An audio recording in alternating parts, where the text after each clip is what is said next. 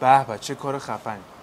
سلام بچه‌ها، امروز یه ویدیو خیلی جذاب داشتیم با سعید جان، یه کار سینمایی خیلی خیلی سخت و حرفه‌ای و حالا من بیشتر در موردش صحبت نمی‌کنم که بذاریم خود سعید جان یه توضیح در مورد این کار بده. سلام بچه‌ها، روزتون بخیر. احسان جان، ما این قالبی که میگیریم و به صورت تندیس در میاد توی سینما بیشتر برای ساخت پروتز و قطعه ازش استفاده میکنیم، یعنی روی این قالب میگیریم دوباره و خیلی چیزای پیچیده و حرفه‌ای داره، نمیشه الان راجعش صحبت کرد.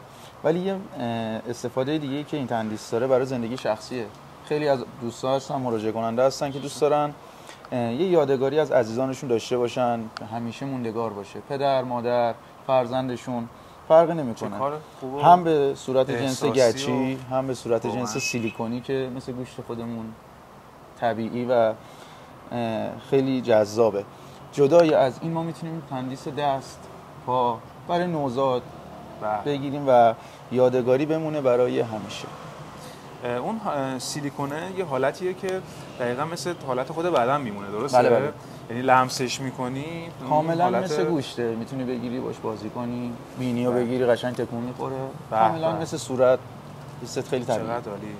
همینطوری که سعید جان داشت صحبت می‌کرد من هی داشتم ویژه می‌زدم از اینکه کلا چه کارهای باحالی میشه کرد، مثلا یادگاری از هر شخصی که تو خانواده‌ات هست تو میشه داشت.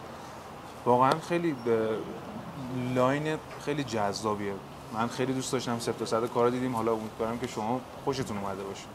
اگه حرفی صحبتی نیست در آخر قربونتون برم. امیدوارم که حالا این فعالیت ما بیشتر جنبه آموزشی داشت برای بچه‌ها. امیدوارم که تونسته باشین کاری کرده باشین، یه یاد گرفته باشین و به کارتون بیاد.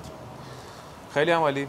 اگه اولین بار ما رو می‌بینید که سابسکرایب یادتون نره، یه لایک کنید و کامنت بذارید. کامنت خیلی کمکمون میکنه.